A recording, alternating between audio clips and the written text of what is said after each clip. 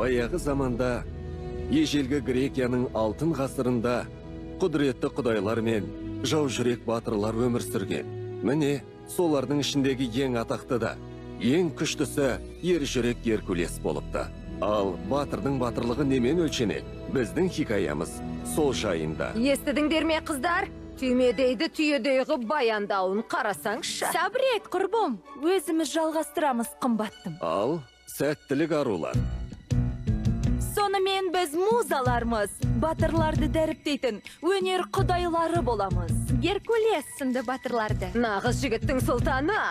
Онымен қосылып ән айтуға дайынмын. Бірақ бұл хикая сонау Геркулесті неге келмей тұрған кезден басталады. Сонау бір заманда.